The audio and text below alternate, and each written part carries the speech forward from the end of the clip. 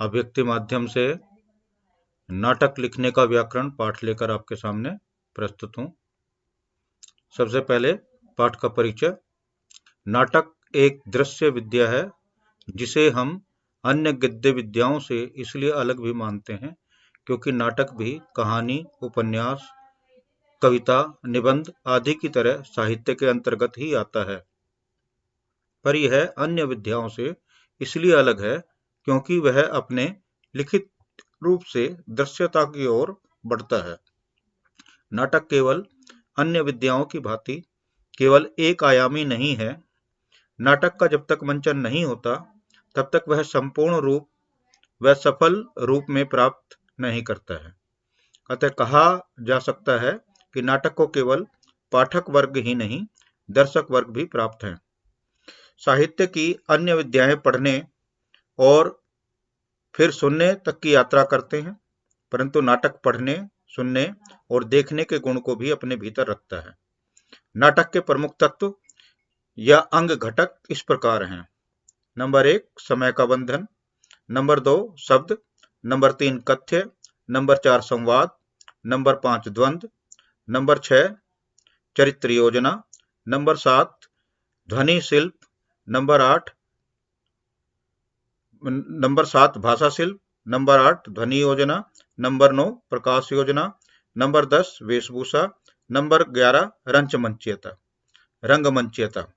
एक बारी फिर नाटक के प्रमुख तत्व और या अंग, जिसको हम कहते हैं नाटक के प्रमुख तत्व या अंग या घटक इस प्रकार से हैं।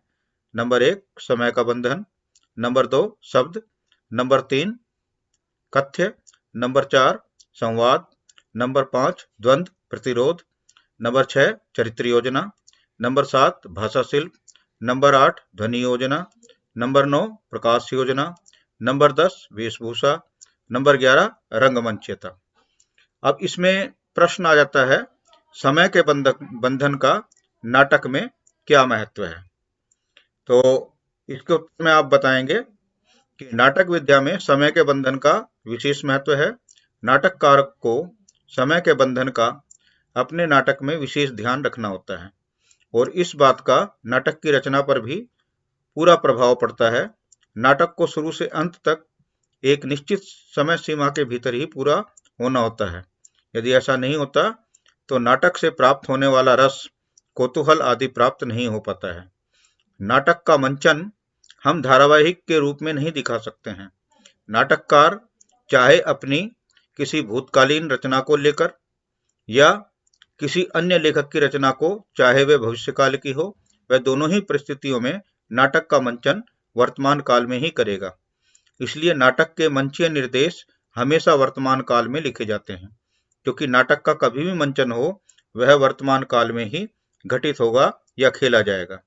इसके साथ साथ नाटक के प्राय 3 अंक होते हैं, प्रारंभ, मध्य, समापन। अतः इन अंकों को ध्यान में रखते हुए भी नाटक को समय सीमा के अंदर बांटना अनिवार्य हो जाता है। बच्चों, ये था नाटक लिखने का व्याकरण। इसमें प्रश्न हमने बताया कि समय के बंधन का नाटक में क्या महत्व है। या दूसरा प्रश्न इसमें आ जाता है, नाटक के प्रमुख तत्व ये कौन कौन से हैं, या नाटक के प्रमुख अंग या घटकों के नाम लिखो। तो आप इसको पाठ को परीक्षा की दृष्टि से तैयार करेंगे। आपका दिन शुभ हो। कक्षा के लिए धन्यवाद।